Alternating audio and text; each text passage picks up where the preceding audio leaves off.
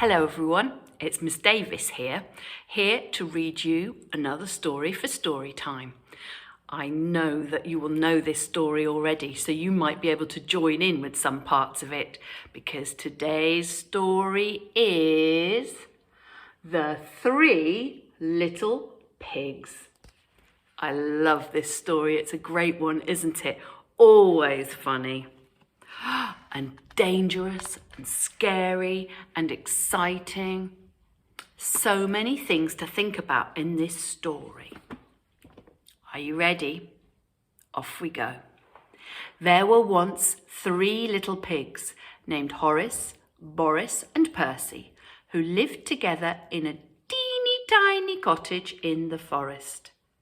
One day, Mummy Pig said, "You're all too big to live here, so you must go and build houses of your own. But beware of the big bad wolf. Take care, your houses are safe and strong." I wonder how they were feeling when they got sent off to build their own houses. How would you be feeling if you had to go out and build your own house? "Who's afraid of the big bad wolf?" chuckled Horace.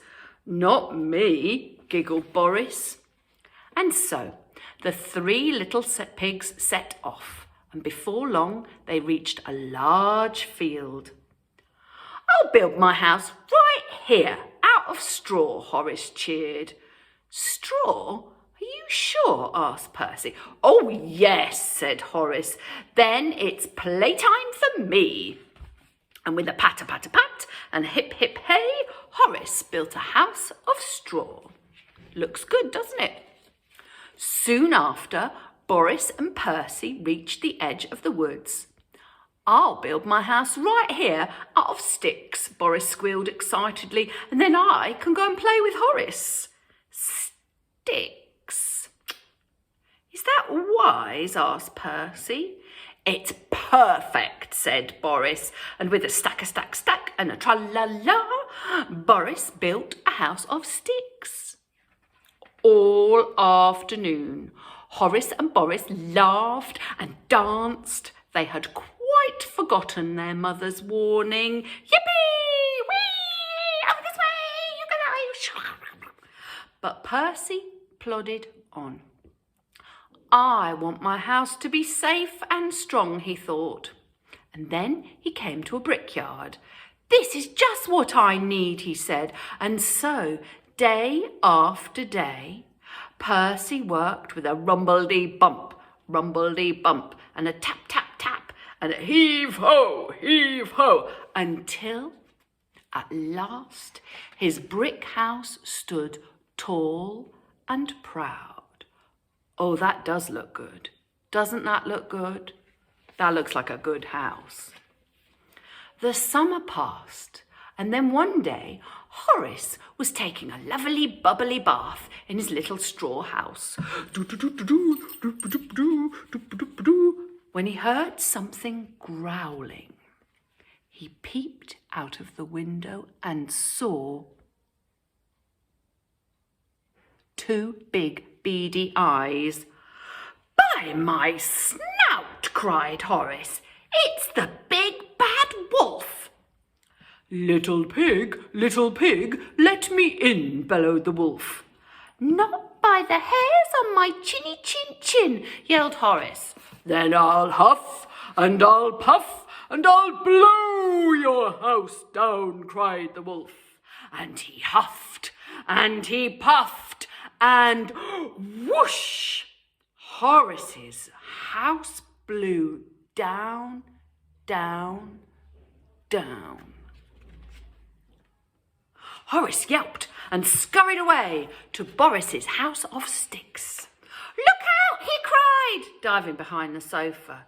And there in the window were the beady eyes and sharp, pointy claws. "It's the big bad wolf," Boris chattered. Little pigs, let me in," roared the wolf. "Not by the hairs on our chins," trembled Boris. Then I'll huff and I'll puff and I'll blow your house down.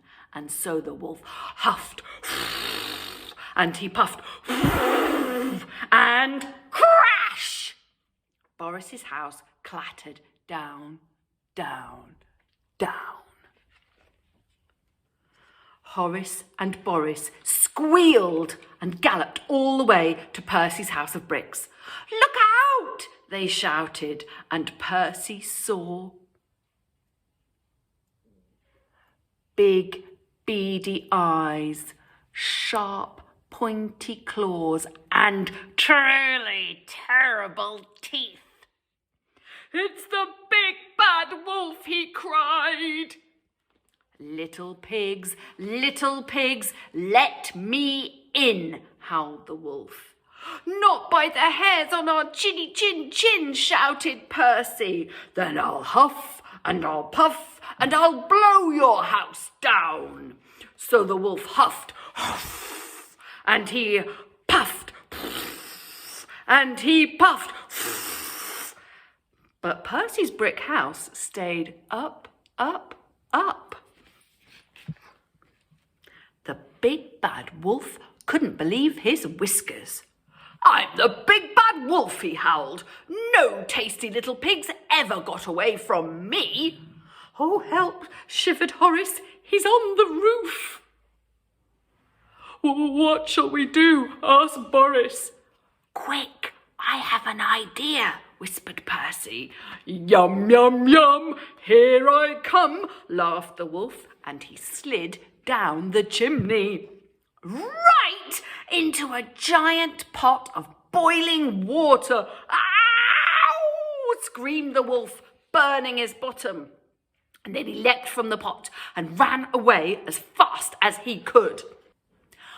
After that, the three little pigs never saw the wolf again. And with help from Percy, they built one big, strong house where they could all live together. "Oh, that's a fantastic house. Look at that, with slides and turrets like a castle and a bridge to go across and a doormat and a double door. It's wonderful. What kind of house would you build if you could build your dream house, I wonder? What would your house have? How many rooms would it have? Would it have stairs? Would it have windows?